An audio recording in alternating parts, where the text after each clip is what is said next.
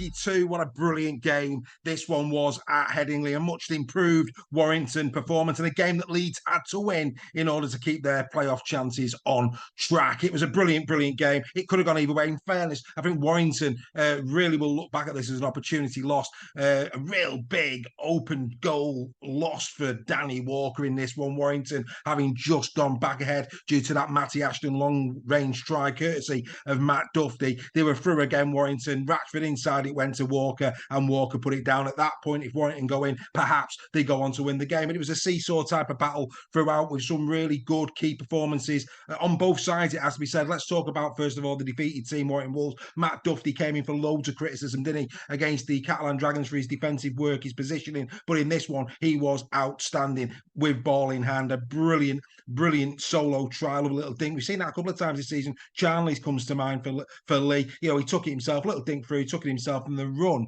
that he produced for the Matty Ashton try was a thing of absolute quality. And of course, he was a real, an extra inch in his hands, and he's catching that ball, and Warrington win it in the final seconds of the game. Duffy, 160 metres in this one, 7 clean breaks. He was absolutely on fire, but he was up against a really good Leeds outfit, and we have to give credit once again to Cameron Smith. Smith all season has been probably the shining light for the Leeds Rhinos. Mr. Consistency. He's battling it out with Asiata, isn't he, for the loose forward position in the dream team, and yet again he had a stellar game. Yes, he got, of course, an assist, but it's working defence, 30 tackles, 130 metres from 17 carries. He's very like Asiata, and he wants to be involved in the game, and he's absolutely potent. Cameron Smith, outstanding. Of course, Nene McDonald as well, with a really good assist in this game, another 184 metres for him from 21 carries. He was again in stellar form, and a bit of a better performance, it has to be said, from Aidan Caesar. I thought Caesar also pretty decent in this one. 2 assists for him. He was more at it, wasn't he? I mean, it was all over the place at times. They were saying on the telly, wasn't it? Very unconventional. It suited Leeds, but you've got to execute your chances. Warrington in the end had some really big chances in this one. Second half, I think they had about 2 or 3 sets on the Leeds line, just couldn't break it.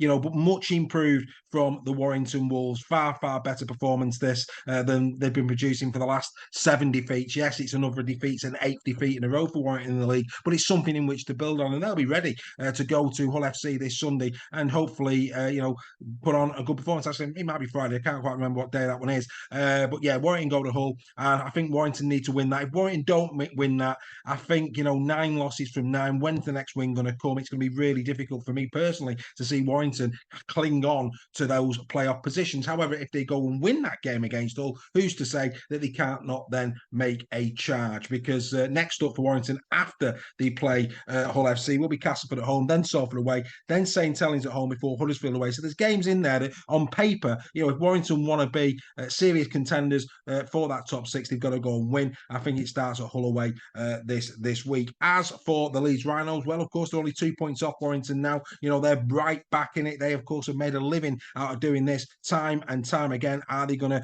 pinch a playoff position once more? They're going to Huddersfield away. That is, I think, Sunday. Then it's Hull FC away. Then Wigan, Catalan before Castleford. So again, very much like Warrington, a couple of tricky fixtures in there for Leeds. But again, games that they'll be looking at. If they was to win 3 out of the last 5, I think that might just be enough. But don't get me wrong, the likes of Salford, it couldn't be tighter, couldn't it? It's an unbelievable season. It really, really is. Anyone from 5th down to, I think it's 9th now, can finish in the top 6. It's incredible, and it's great for the neutral, and it's great for the game because everything is still to play for. It's worth watching on a Friday, Saturday, Tuesday, whatever, sorry, Thursday, whatever day. I'm not excited, I can't remember my days, whatever day it's on. It's just interesting, isn't it? And I think it's been one of the best Super League seasons we've ever seen. It's continuing to deliver this. 2 teams that have not been in the greatest of form delivered a fantastic spectacle, 24 points to 22. What were your thoughts on this game? Are Warrington capable of getting a win, another win in 2023? Will Leeds Rhinos find themselves in those playoff positions? We know once they get there,